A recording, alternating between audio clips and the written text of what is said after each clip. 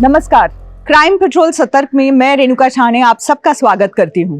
कहने को तो रोटी, कपड़ा, मकान इंसान की बुनियादी जरूरतें हैं, लेकिन जीने के लिए सिर्फ जरूरतें काफी नहीं होती। हर इंसान में इच्छा होती है कुछ हासिल करने की, कुछ बनने की, कुछ पाने की। आज का दौर वायरल वीडियोस, ट्रेंड्स और हैशटैग का दौर है। आज की डिजिटल दुनिया ने मशहूर होने के कई रास्ते खोल दिए हैं, लेकिन इसी के साथ शोहरत पाने की एक अंधी होड़ भी शुरू हो गई है। मशहूर होने की ख्वाहिश जब जुनून बन जाए तो सही गलत के बीच की लकीर मिट जाती है। ये केस भी मशहूर होने की एक ऐसी ही लालसा से जुड़ा है, जहां किसी के लिए जुर्म एक जरिया बन गया अपना मकसद हासिल करने का, और फिर शुरू हुआ दहशत का एक तांडव जिसने इंसानियत को शर्मसार कर दिया।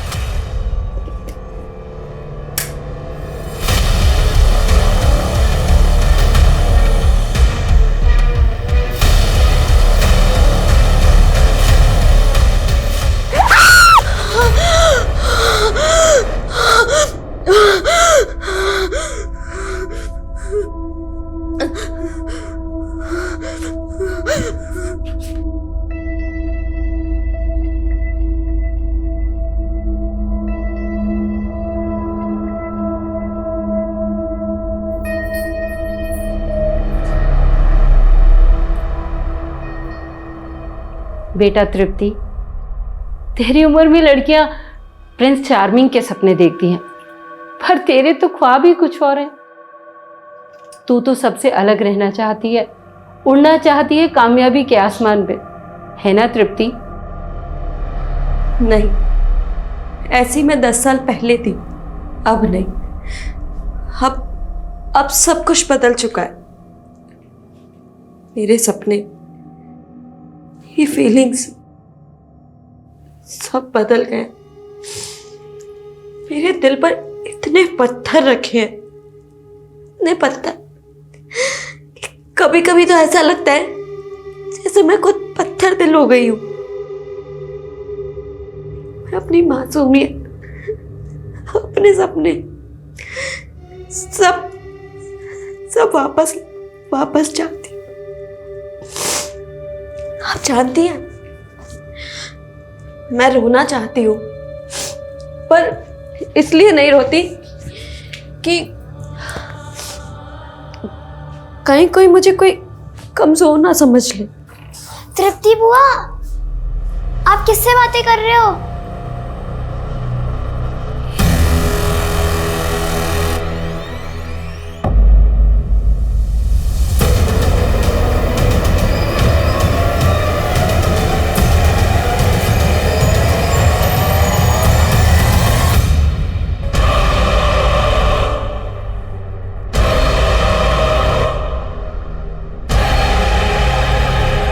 ये जगह कैंपिंग के लिए एकदम बेस्ट रहेगी।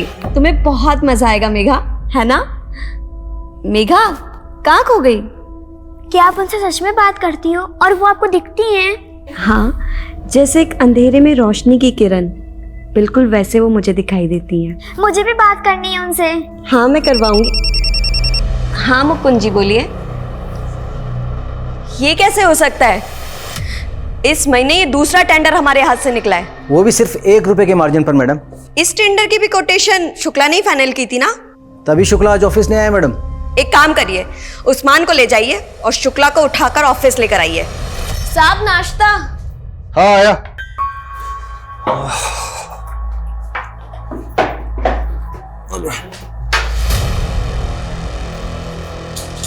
आप लोग यहाँ पे? हाँ, क्या बात है? अरे क्या कर रहे हो? अरे क्या कर रहे हो तुम लोग? अरे क्या हो रहा है?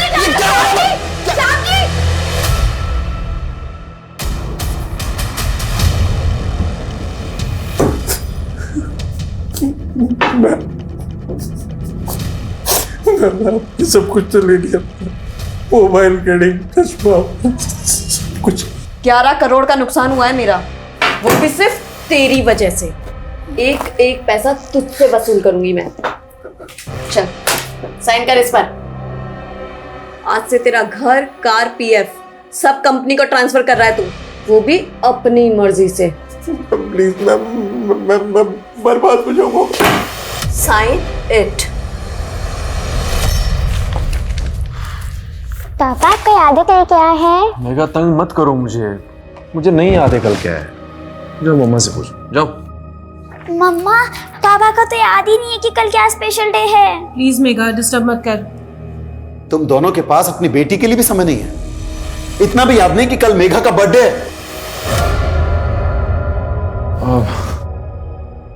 मेगा सॉरी बेटा, मैं काम कर रहा था ना इसलिए भूल गया। मेघा, मुझे याद था बेटा। अच्छा बताओ, पार्टी कहाँ चाहिए तुझे? अब आप दोनों से तो पार्टी चाहिए ही नहीं, और वैसे भी तृप्ति वो ऑलरेडी मेरे बर्थडे सेलिब्रेशन का प्लान कर चुकी है। अच्छा अच्छा है, माँ बाप ना सही, कम से कम बुआ तो है जिसने तेरा ख्याल है। चल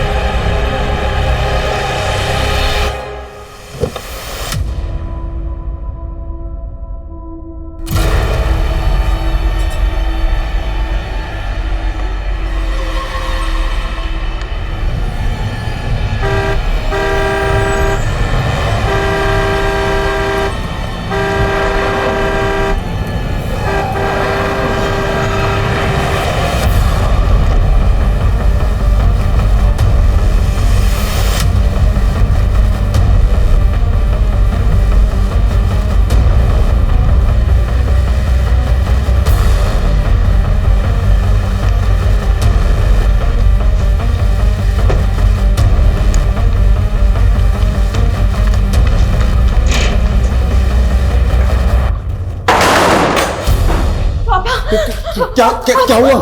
क्या हुआ? पापा, वो कार, क्या कह रही है?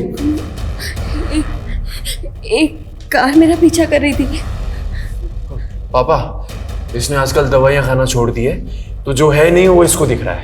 नहीं आरुष भैया, मैं हेलुसिनेट नहीं कर रही हूँ। मैंने सच में उस कार को खुद देखा है अपनी आंखों से। हाँ पापा, आपको नहीं लगता कि बहुत ज्यादा हेलुसिनेट कर रही है आजकल?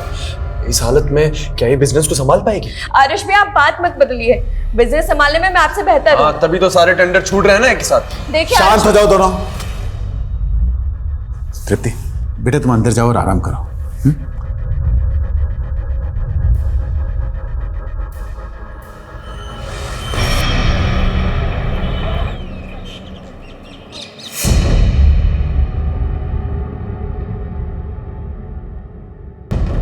पापा जी, तृप्ति का फोन तो अभी भी बंद आ रहा है। मैंने बोला था आपसे, उस दिमागी मरीज को घर के बाहर मत जाने दीजिए, लेकिन आपने मेरे बेटे को भी उसके साथ भेज दिया, और वो भी उसके बर्थडे वाले दिन। तृप्ति, मेघा के लिए सरप्राइज है, कम से कम मुझे तो बता दे, कैंपिंग के लिए जाकर नहीं है। दादू, रात को सब पता चल जाएगा, अभी सरप्राइज मत बिगाड़ो। पापा, बर्थडे गर्ल की बात हमेशा माननी चाहिए। वैसे भी रात को आपको सब पता चल ही जाना है। परसों बता रही थी कोई गाड़ी उसका पीछा कर रही थी, और आज इतने बेफिक्र होकर मेरी बेटी को भी साथ लेकर चली गई।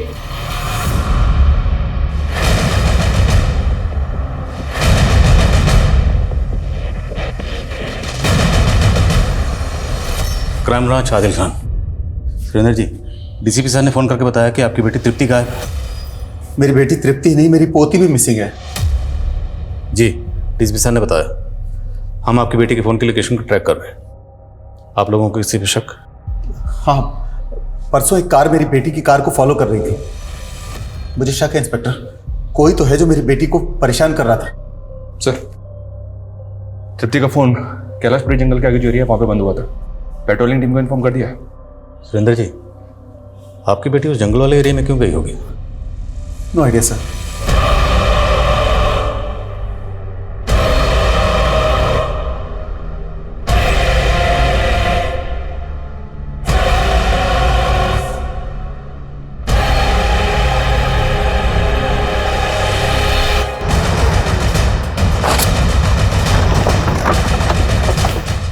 सर, स्विच ऑफ होने से पहले तृप्ति के फोन की लोकेशन यही थी।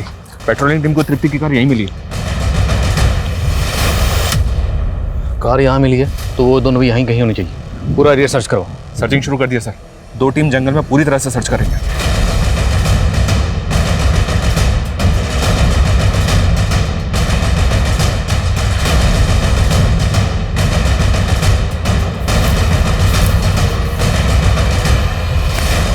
सर ये देखिए, देखकर लगता है कि गड्ढे को ताज़ा भरा गया। Right sir. और ये कब्रिस्तान भी नहीं है, भरे हुए गड्ढे पे फूल, अजीब है। खुदवा से। Yes sir.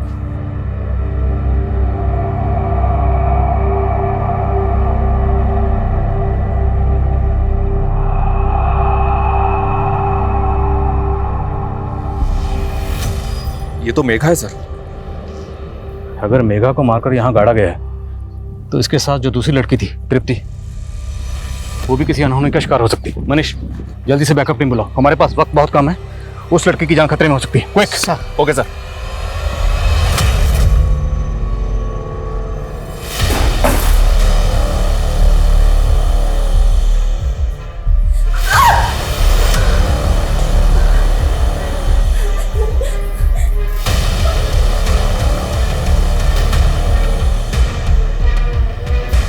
तृप्ति के फादर ने बताया था कि उस रात कोई तृप्ति की गाड़ी को फॉलो कर रहा था। कुछ पता चला कौन था वो? फिलहाल तो नहीं सर, क्योंकि तृप्ति के घर के आसपास कोई सीसीटीवी नहीं मिला। वो उस रात ऑफिस से आ रही थी, तो उस रास्ते में जितने भी सीसीटीवी हैं वहाँ चेक करो। जी सर। और एक बात, आस पड़ोस के लोगों से इंक्वायरी की तो वो लोग बोल रहे थे कि सर खुद उसके घर वालों को ऐसा लगता है कि वो हेलुसिनेट करती है। हेलुसिनेट? जी सर।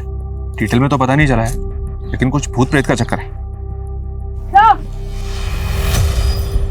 सर नाक के पास लो। क्लोरोफॉर्म। तो मतलब मेघा को पहले क्लोरोफॉर्म सुंघा के बेहोश किया गया, उसके बाद मारा गया, मारने के बाद दफनाया गया।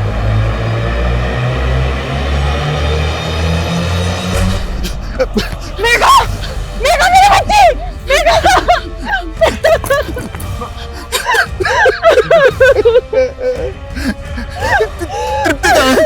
तृप्ति कहाँ है? सर, कांस्टेबल शुक्ला ने तृप्ति के ऑफिस में बात की। तृप्ति के सेक्रेटरी ने बताया कि ये काम तृप्ति का कलीग शुक्ला कर सकता है। तृप्ति और शुक्ला के बीच में ऐसा क्या हुआ होगा?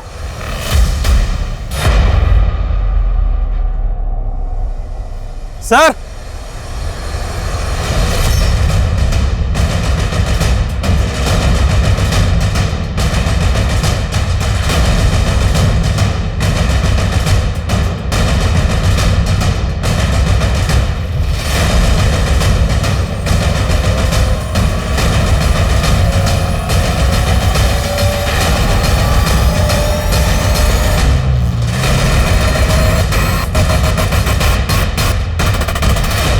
तो पता करो, किसी भी कीमत पे मुझे ये शुक्ला चाहिए।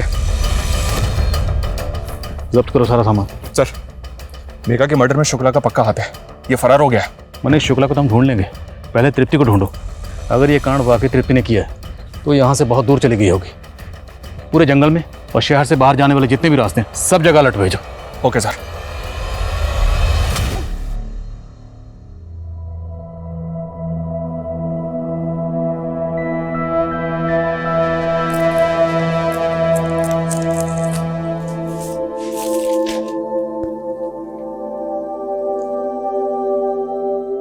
जिस रिश्ते से हमारी माँ सबसे ज्यादा डरती थी, वही रिश्ता बनाने जा रहे हैं हम आपसे।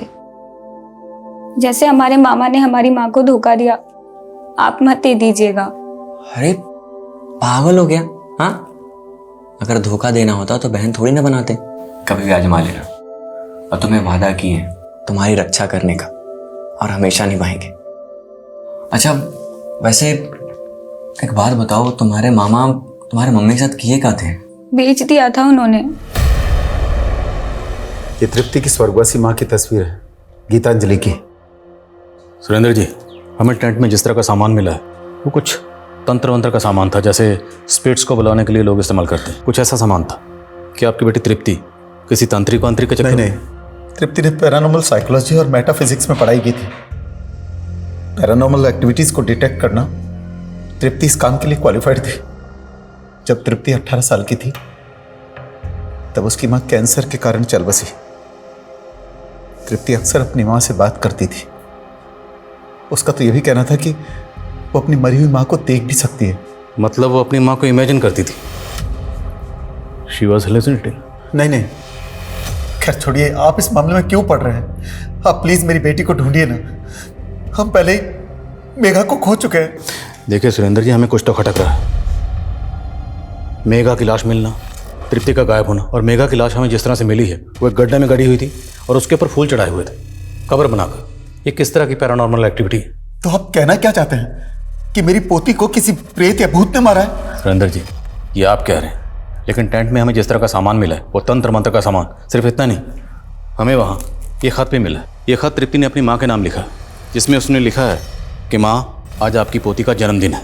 मैंने आपकी तरफ से इसको आपकी पायल भी गिफ्ट की है। आप तो इसे अपनी उम्र दे नहीं सकती, लेकिन ये कहती है ये आपको अपनी उम्र दे देगी। बस आप एक बार आ जाओ। सुरेंद्र जी, हमें लगता है कि आपकी पोती मेघा जरूर आपकी बेटी तृप्ति के किसी अंधविश्वास का शिकार हुई है। तृप्ति ने ही मेघा को मारा, उसके बाद वो फरार हो गए। मेरी बेटी को ढूंढने की बजाय आप मेरी पोती की हत्या का आरोप उस पर लगा रहे हैं। कितने जालिम हैं आप लोग। ऐसी दुख की घड़ी में आपको ऐसा भद्दा मजाक करते हुए शर्म आनी चाहिए।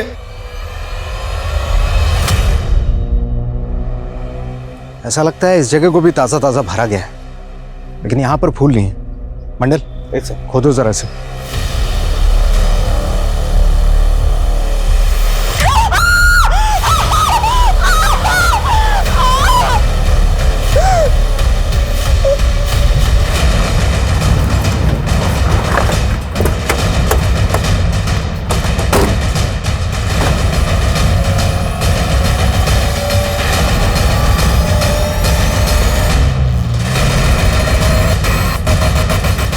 तो तृप्ति है, हम गलत थे। तृप्ति कल्पित नहीं, विक्टिम है। मेघा की तरह इसको भी मारा गया।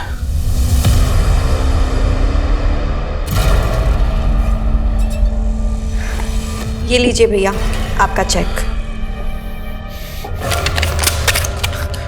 तेरे से भीख नहीं चाहिए मुझे। जानती हूँ मैं आपको चुभ रही हूँ, पर मैं क्या करूँ, मैं भी तो पापा के फैसले के आगे मजबूर हूँ। इन पैसों पर आपका हक है। मेरा हक? मेरा हक इससे कई ज्यादा है और वो मैं लेकर रहूंगा।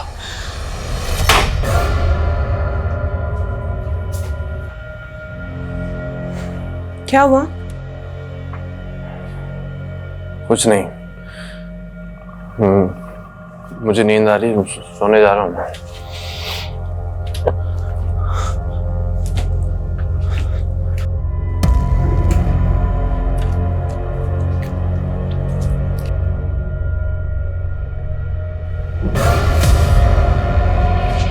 घिटारे हत्याकांड, जिसने पूरे शहर को ही नहीं पूरे देश को हिला के रख दिया है। वो लोगों को मार के उनके मांस तक को पका के खा जाता है। कौन है? स्वर्ग हो तेरा। तू भाग जा कमीने यहाँ से, वरना तू भी चलना मेरे साथ। तू जाता है या मैं पुलिस को बुलाऊं? बुला ले, पुलिस हमेशा मेरे पीछे ही रही है, कभी पकड़ नहीं पाई मुझे। तू ऐसे नहीं मानेगा। सर, उस आदमी ने पहले तृप्ति और मेघा को फॉलो किया, फिर जब ये दोनों कैंपिंग के लिए गई तो इनको क्लोरोफॉर्म सुंघा के बेहोश कर दिया और उसके बाद तृप्ति और मेघा दोनों को ही जिंदा दफना दिया। दोनों को जिंदा ही दफनाया गया? जी हाँ सर, पीएम रिपोर्ट के मुताबिक इन दोनों के लंग्स में डस्ट मिली है। ये किसी प्रोफेशनल किलर का काम है सर, फॉर श्योर। सवाल ये है, प्रोफेशनल किलर है कौन और उसे सुपारी किसने दी होगी? इस दिलीप शुक्ला के कुलीग? जी हाँ सर, उसके पुश्तैनी घर हापुड़ में इंक्वायरी की, वो वहां तो नहीं पहुंचा है पर सर्चिंग जारी है। क्या दिल्ली में इसके पड़ोसियों से पूछताछ की? जी हाँ सर, पता चला है कि उसके घर में एक मेड काम करती थी, प्रेमा नाम है उसका। उसको भी ढूंढ रहे हैं पर अभी तक ये पता नहीं चला है कि वो कहाँ है। जल्दी ढूंढो उसे और तृप्ति के घर के आसपास खबरों को एक्टिव करो। Okay sir.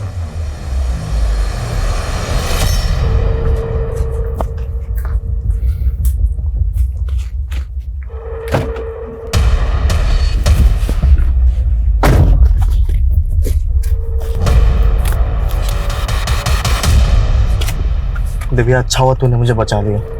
अगर तू नहीं होती तो मैं क्या करता? देखो, इस बार कुछ गड़बड़ मत करना, ठीक है? चल जा।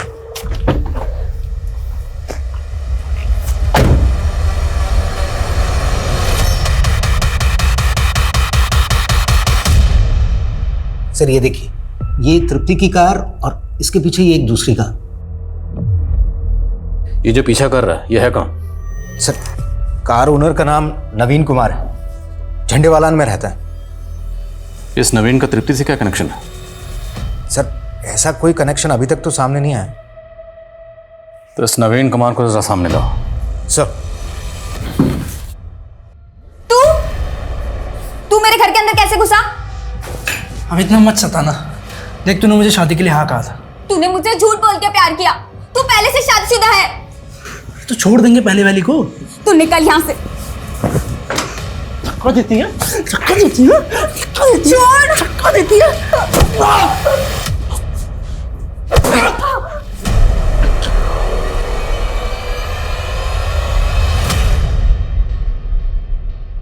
बोल नवीन, उस दिन तृप्ति की कार का पीछा क्यों कर रहा था?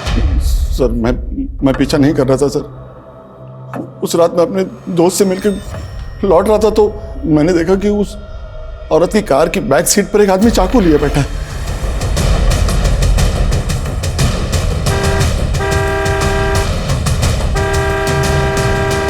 सुनिए, चाकू है उसके पास। यकीन मानिए सर, मैं उसकी मदद करना चाहता था। ओए मददगार, तू कह रहा है कि तृप्ति की कार की पिछली सीट पर कोई आदमी हाथ में चाकू लेकर बैठा हुआ था, तो तृप्ति ने एक बार भी रियर व्यू मिरर में उस आदमी को नहीं देखा होगा? सर, तृप्ति गाड़ी का जो मॉडल है उसमें रियर व्यू मिरर की जगह पे कैमरा लगा हुआ था सर, इसलिए उसने नहीं देखा होगा। तुझे बड़ा पता है उसकी कार का मॉडल कौन सा था, कहाँ कैमरा लगा हुआ था, कहाँ क्या लगा हुआ था, सब कुछ? सर 15 साल से मैं 15 साल से उस पर नजर थी? नहीं सर, ऑटोमोबाइल में काम करता हूँ 15 साल से। तू तृप्ति के पीछे पीछे उसके घर तक तो गया था ना, तो ये बात तूने उसके घर वालों को क्यों नहीं बताई? सर, जिस तरह आप इसे कहा नहीं समझ रहे, अगर वो लोग भी यही समझते तो इसलिए मैं डर गया था सर। और फिर वो आदमी भी कार से उतर के भाग गया था। मैं क्या किसी को बताता तो क्या बताता सर?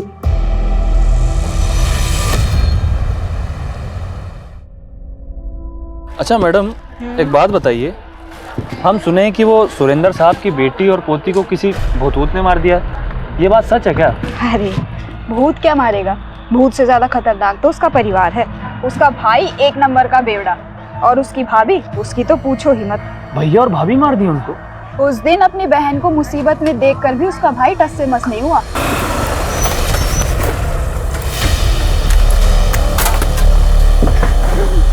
बाहर निकल।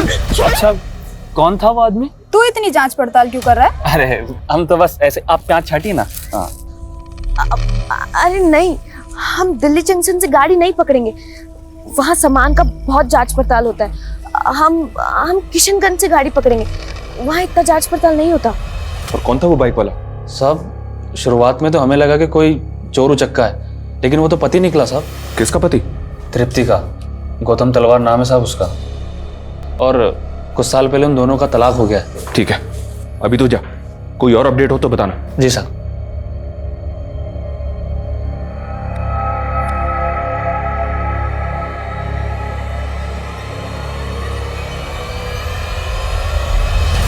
गौतम तलवार, तलवार इंडस्ट्रीज का इकलौता वारिस।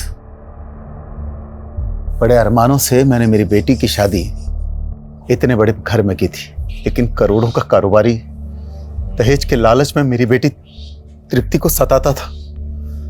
मैंने उनकी हर डिमांड पूरी की, हर मांग पूरी की मैंने उनकी, पर फिर भी वो मेरी बेटी तृप्ति को टॉर्चर करते रहते थे। हमने डोमेस्टिक वायलेंस का केस दर्ज कराया, जिसकी वजह से गौतम के फैमिली वाले काफी लंबे समय से जेल में हैं। डिवोर्स का केस भी चल रहा है। ये गौतम चाहता क्या है? उसने तृप्ति का रास्ता क्यों रोका था? वो चाहता है कि ये मामला कोर्ट के बाहर ही सेटल हो जाए, ताकि वो बेइज्जती और सजा दोनों से बच जाए और उसके माता पिता भी रिहा हो जाएं। अभी कुछ दिनों पहले आया था गौतम ये ऑफर लेकर। देखो तृप्ति, जो हुआ उसे भूल जाते हैं। ये लड़ाई झगड़े से क्या हासिल होगा? अच्छा, ये सब तुम्हें तब याद क्यों नहीं आया जब तुम मुझे टॉर्चर कर रहे थे? देखो, तुम्हारी वजह से मेरे माँ बाप जेल में है। मैं तुम्हें आवाज नीचे गौतम, और भूलना मत, आयन मेरे घर में भी है। मैं कोई केस वापस नहीं लूंगी, निकलो यहाँ से। 45 नहीं, 50 लाख राणा साहब, और उसमें से 10 लाख मुझे कैश चाहिए आज ही। अगर आपको डील मंजूर है तो मिलाइए हाथ।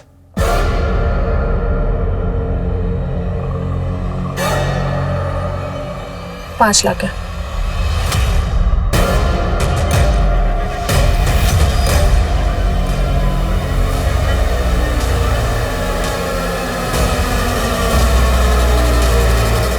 सर, ये जुल्म तृप्ति पर नहीं मुझ पे हुआ है। अरे जो लड़की भूतों के साथ बातें करती है, ऐसी पागल लड़की के साथ कोई कैसे रह सकता है? जिस लड़की को तो पागल कह रहा है ना, वो बिजनेस संभालती थी, और उस लड़की को तो दहेज के लिए तंग करता था। सर आप तो जानते हैं कि ये लड़कियां 498A का किस तरह से गलत इस्तेमाल करती है। तेरे पड़ोसी ने तेरे खिलाफ गवाही दी, जज के सामने पूरे सबूत पेश हुए, फिर फैसला आया। सर वो सब पड़ोसी, वो तो हमारी तरक्की से जलते थे, और जिस जज ने ये फैसला सुनाया है वो जज तो खुद एक औरत थी। सर एक लेडी ऑफिसर अगर आप पर हरासमेंट का केस करती है या इल्जाम लगाती है तो आप क्या करेंगे? अब तुझे हम समझाएंगे कि सच कैसे बोला जाता है। समझाओ जरा इसे। सर मेरी बात सुनिए, मैं बिल्कुल सही। सर कम सर, जावेद खबरी से बात हुई मेरी। उसने बताया कि मेघा दिव्या और आरुष की सगी बेटी नहीं है, उसको गोद लिया दोनों ने। व्हाट? जी हाँ सर। सुरेंद्र जी ने पहले हमसे तृप्ति की शादी की बात छुपाई, और अब पता चल रहा है कि मेघा अडॉप्टेड थी। और कितने राज छुपे हैं इस फैमिली में? और एक राज का पता चला है सर, जब तक तृप्ति उस घर में थी तब तक आरुष को बिजनेस में इतनी इंपॉर्टेंस नहीं मिलती थी। जब से तृप्ति उस घर से गई है तब से आरुष ही बिजनेस को हैंडल कर रहा है। मतलब बहन की मौत का फायदा तो हुआ है भाई को। सर इस शुक्ला का बैकग्राउंड खंगाला तो पता चला है कि दिलीप शुक्ला और आरुष पहले से एक दूसरे को जानते थे, और आरुष ही दिलीप शुक्ला को फैमिली बिजनेस में लेकर आया था। तो मतलब शुक्ला और आरुष इन दोनों के रास्ते का अगर कोई कांटा थी तो वो थी तृप्ति। कहीं इन दोनों ने मिलकर तो नहीं इस कांड को अंजाम दिया? और सर ये शुक्ला का कॉल रिकॉर्ड पता चला है कि जिस वक्त नवीन अपनी कार से तृप्ति की कार का पीछा कर रहा था उस वक्त शुक्ला का नंबर तृप्ति के घर के आसपास एक्टिव था। मतलब तृप्ति की कार में जो आदमी चाकू लेके बैठा हुआ था वो दिलीप शुक्ला था। अगर वो सच बोल रहा है तो, क्योंकि हो सकता है नवीन ने हमें घुमाने के लिए झूठा बयान दिया। ओके ठीक है सर। अभी अभी जावेद ने बताया कि जो मेट शुक्ला के घर पे काम किया करती थी प्रेमा, वो तृप्ति के घर में भी काम किया करती थी। तो ये बात हमें पहले क्यों नहीं पता चली? सर उसने दोनों घरों से काफी टाइम से छुट्टी ले रखी थी, इसलिए कभी उसका जिक्र ही नहीं हुआ।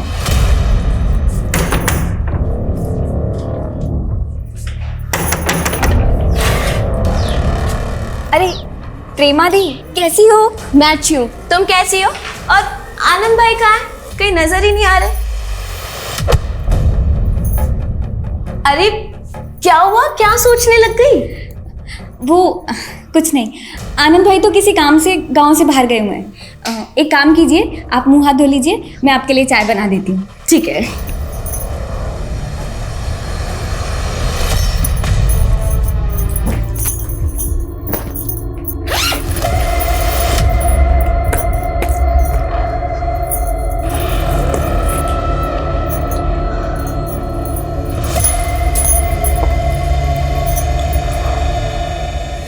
प्रेमा दी, इतने सारे गहने वो कहाँ से आई है? आपने चोरी की है?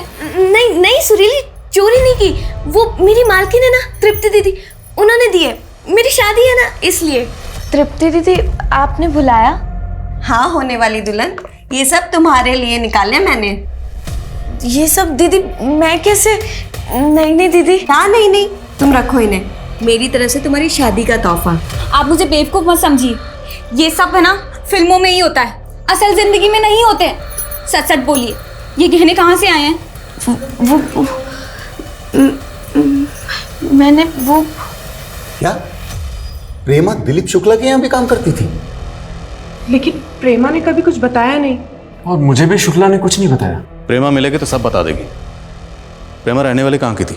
आप लोगों के पास उसका कोई एड्रेस वगैरह है? सर बस इतना पता है कि वो बिहार की रहने वाली थी, अभी उसकी शादी होने वाली थी इसलिए वो छुट्टी लेकर वहीं पर गई है।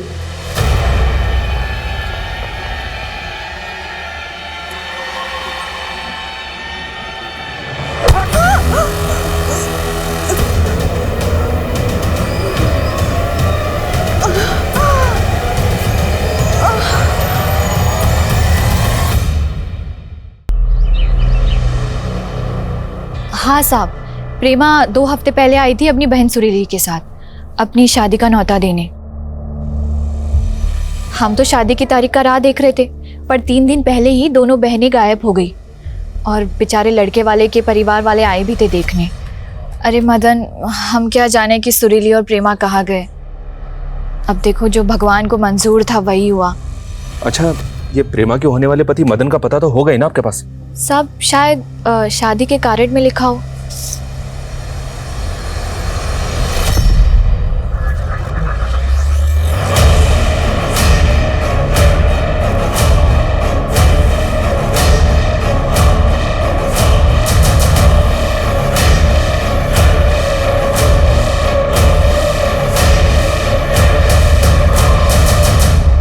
साहब, प्रेमा बहुत प्यार करती थी साहब हमसे।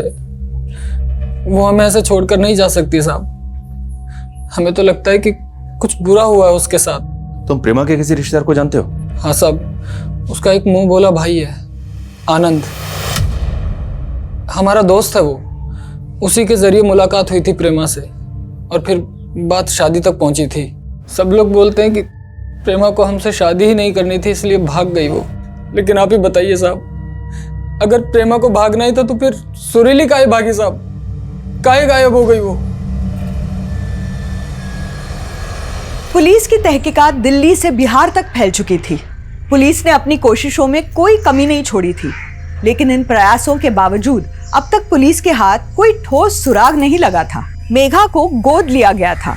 ये सच्चाई क्या महज एक राज थी या फिर एक वजह थी जो इस अपराध की जड़ बन गई?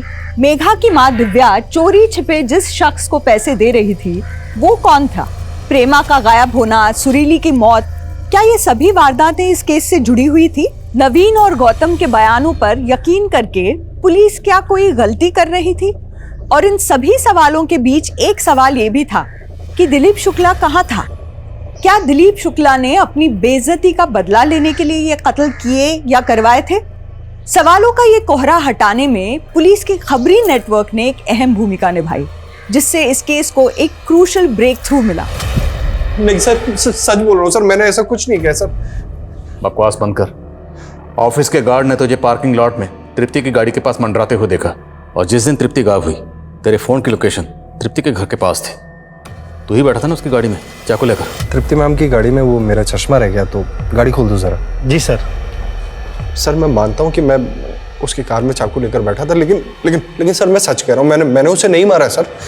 सर उसको डराकर सिर्फ अपने घर के पेपर्स और कार के पेपर्स वापस लेना चाहता था, और कुछ नहीं सर। लेकिन सर उस गाड़ी वाले की वजह से सब प्लान चौपट हो गया सर। मुझे लगा कि उसने मुझे देख लिया, इसीलिए मैं अंडरग्राउंड हो गया था सर।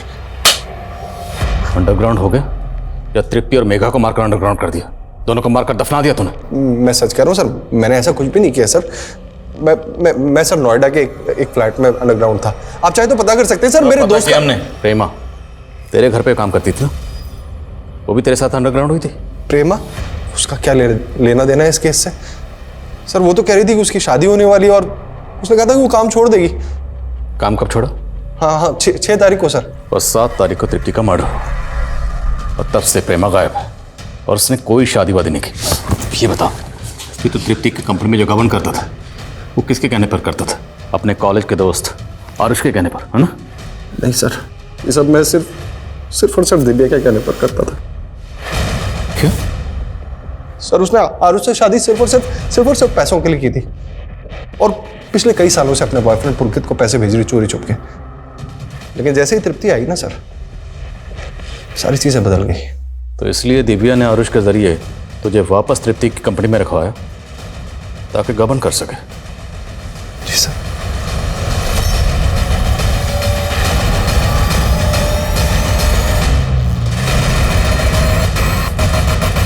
सर दिव्या 3 दिन पहले घर से बाहर निकली थी, अभी तक घर नहीं लौटी। दिव्या का फोन सर्वेलेंस पर डालो, उसका क्रेडिट कार्ड, एटीएम कार्ड, हर ट्रांजैक्शन पर नजर रखो।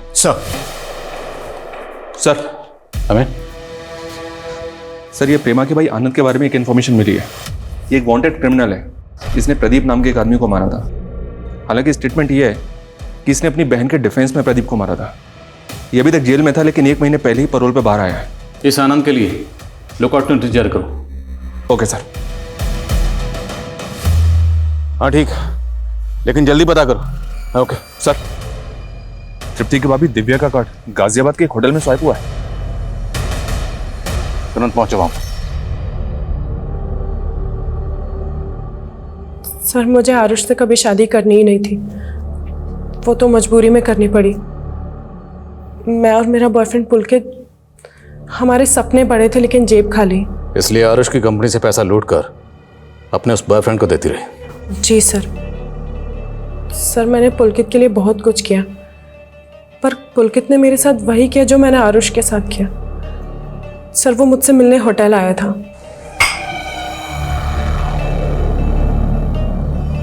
और जब मुझे होश आया तो पुलकित सारे पैसे लेकर भाग गया था। जी सर, मैं मानती हूँ कि मैंने चोरी किया, लेकिन मैंने कोई खून नहीं किया है। और चोरी का सारा प्लान भी पुलकित का था। फिक्र मत करो, तुम्हारा वो बॉयफ्रेंड भी बहुत जल्द तुम्हारे साथ यहीं बैठा होगा। मनीष सर, लुकआउट नोटिस जारी करो इस पुलकित के लिए। सर, आनंद की लाश मिली है। व्हाट? दिल्ली के शकूर बस्ती में मिली है लाश। मेघा और तृप्ति के मर्डर के 4 दिन बाद आनंद को मारा गया, और जिस दिन आनंद को मारा गया ठीक उसी दिन प्रेमा दिल्ली छोड़कर बिहार चली गई थी। और बस्ती वालों ने बताया है कि मौत से पहले आनंद को एक दाढ़ी वाले आदमी के साथ देखा गया था। प्रेमा जहाँ रहती थी उस बस्ती में सबसे पूछताछ करो, पता करो क्या किसी ने भी प्रेमा को किसी दाढ़ी वाले आदमी के साथ देखा था, और अगर कोई भी ऐसा शख्स मिलता है तो उसे उस दाढ़ी वाले आदमी का स्केच बनाओ। सर। हाँ साहब, प्रेमा यहीं रहती थी। एक दाढ़ी वाला आदमी आता था उससे मिलने के लिए। क्या नाम था उस दाढ़ी वाले का? नाम तो नहीं पता, लेकिन जब से तृप्ति मैडम का मर्डर हुआ है इधर दिखा नहीं वो। स्केच बनवा सकते हैं उस दाढ़ी वाले का? सर, दिव्या के बॉयफ्रेंड पुलकित की सर्चिंग तो चल रही है, लेकिन पता नहीं चल रहा है कि सर, ये उस दाढ़ी वाले का स्केच। शकूर बस्ती में इसी आदमी को आनंद के साथ देखा गया था, और यही आदमी प्रेमा से भी मिलता था। बस्ती वालों ने कंफर्म किया।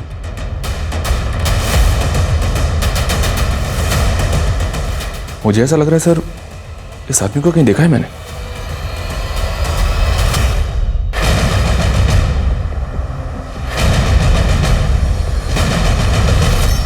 हमारे केस की तरह एक केस भोपाल में भी हुआ था सर।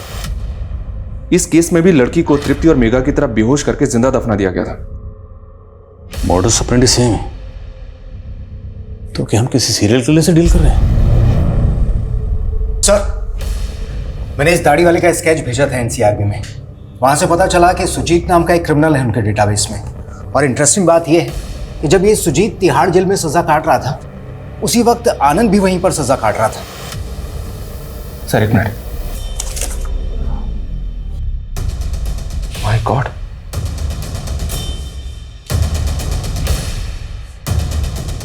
इस आदमी को मैं जानता हूं सर। ये दाढ़ी वाला सुजीत है, और ये बिना दाढ़ी वाला सुजीत उर्फ मदन, प्रेमा का होने वाला पति। तो मतलब ये सुजीत और मदन दोनों एक ही आदमी है? जी सर। कातिल हमारी नजरों के सामने था और हमें चकमा देखे। साहब, सुजीत पहले से ही बदमाश था, इसलिए गांव वालों के साथ किसी के साथ नहीं बनती थी। हाँ, उसका एक दोस्त है भोला, दोनों लंगोटिया यार है। सुजीत के बारे में कोई ज्यादा जानता है तो वो भोला ही जानता है। भोला, ठीक है, इस भोला को उठा लेते हैं सर। बिल्कुल नहीं, ये गलती नहीं करनी। अब ये सारा खेल सब्र का है। अगर हमने कोई भी गलती की तो सुजीत अलर्ट हो जाएगा, हमारे हाथ से निकल जाएगा। भोला पे 24 घंटे नजर रखो, उसका फोन सर्विलेंस पे डालो। ये सुजीत उस मदन भोला को कभी ना कभी कॉल जरूर करेगा, और हमें उस एक मौके का इंतजार करना है चुपचाप। Okay sir.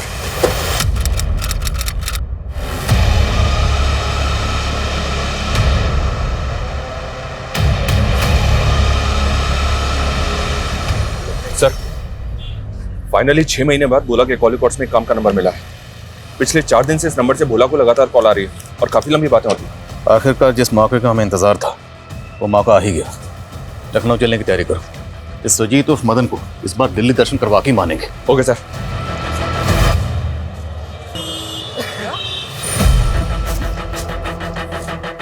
सर, सुजीत को उस तरफ जाते हुए देखा जिसने।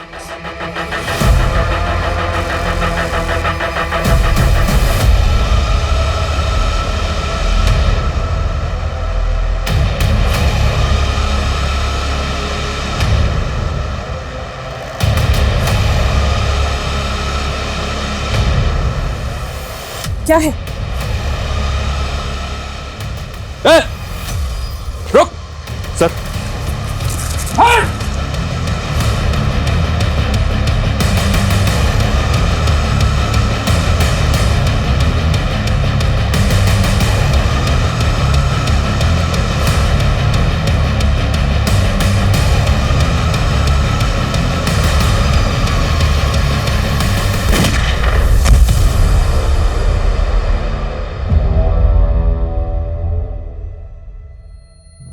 मकसद क्या था? क्या मकसद था इन सब मर्डर्स के पीछे? क्यों इतने लोगों की जान ली? वो क्या है ना सर, आप नौकर हो सरकार के। क्या मिलता होगा आपको? थोड़ी बहुत तनख्वाह और एक आध तांबे का मेडल। और मुझे ना आप जैसी ऐसी साधारण सी जिंदगी नहीं जीनी थी। तेरे जैसा मुजरिम का समझेगा कि पुलिस वाले की नौकरी करके जो सुकून और इज्जत हासिल होती है ना, वो तेरे जैसे मुजरिम को कभी नहीं होगी। अरे तो हम बदनाम हुए तो क्या हुआ सर, नाम तो हमारा भी हुआ ना। और जब मैं पहली बार जेल में गया तो पता चला कि बड़े अपराधी की बड़ी इज्जत होती है, इसलिए 1-2 मर्डर किए। और फिर गिठारी कांड के बारे में सुना और तब पता चला कि किलर की नहीं, सीरियल किलर की ज्यादा इज्जत होती है। और फिर मशहूर होने का तरीका मिल गया और मुहूर्त मैंने अपने घर से ही किया। मेरे बाप को उसकी औकात दिखानी थी मुझे। आनंद, वो तो तेरा साथी था, उसे क्यों मारा? आनंद से जेल में मिला था मैं, और उसी ने मुझे उसकी बहन प्रेमा से मिलाया और उसने मेरा ब्याह तय कर दिया था उसके साथ। लेकिन बड़ा सिद्धांतवादी था वो। एक दिन उसने मुझे प्रेमा के साथ देख लिया था। क्या चल रहा है सर? हाँ, अरे कुछ नहीं भाई, वो बस यूं ही मिलने आ गए थे। अब लुगाई बनने वाली है हमारी तो। जब लुगाई बन जाए ना तब दिखना। चल निकल। फिर एक दिन दारू पीने बुलाया उसको। साला था मेरा, लेकिन आंख दिखा रहा था मुझे। बदला तो लेना ही था। और इससे पहले मैं प्रेमा के साथ उसकी मालकिन तृप्ति के घर गया और तब मुझे ख्याल आया कि अभी तक मैं गरीबों को मार रहा था, अब मुझे अमीरों को भी मारना था।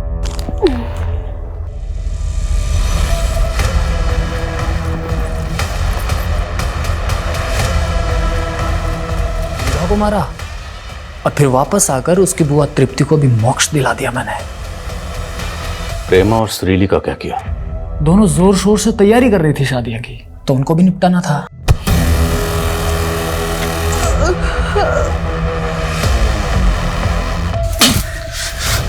तेरे जैसा मुजरिम समाज में रहने का लायक नहीं। सुजीत इस वक्त न्यायिक हिरासत में है। जल्द ही उसके खिलाफ मुकदमा शुरू होगा। ये केस समाज से जुड़े कई मुद्दों को छूता है, जैसे कि अंधविश्वास। अंधविश्वास हमारे देश की एक ऐसी समस्या है जिस पे हम इतना तवज्जो नहीं देते। जब इंसान का खुद पे विश्वास कम होता है तभी अंधविश्वास जन्म लेता है। ये केस हमें एक और मसले पर सोचने के लिए मजबूर करता है। सुजीत ने जो भी किया वो मशहूर होने के लिए किया, जो कि सरासर गलत था। लेकिन आज के डिजिटल युग में शायद हम सभी इस प्रसिद्धि को पाने के पागलपन के शिकार हो रहे हैं। कुछ लाइक्स पाने, व्यूज या सब्सक्राइबर्स बढ़ाने के लिए आज कई लोग किसी भी हद तक जाने को तैयार हैं। हर किसी को रातों रात फेमस होना है, हर किसी को इंस्टेंट सक्सेस चाहिए। लेकिन हमें ये नहीं भूलना चाहिए कि गलत रास्ते से इंसान मशहूर तो हो सकता है लेकिन कामयाब नहीं। गलत इरादे और धोखे से बनी इमारत अक्सर जल्दी ढह जाती है, लेकिन साफ नियत, कठिन मेहनत और सब्र की कसौटी की बुनियाद पर खड़ी इमारत ताउम्र बुलंद रहती है। इसी सोच के साथ अब मैं रेणुका शाहने आपसे विदा लेती हूँ। हम फिर मिलेंगे ऐसी एक कहानी के साथ जो रखेगी आपको सतर्क और जिंदगी को सुरक्षित। तब तक अपना और अपने परिवार का ख्याल रखिए और देखते रहिए क्राइम पेट्रोल सतर्क। जय हिंद।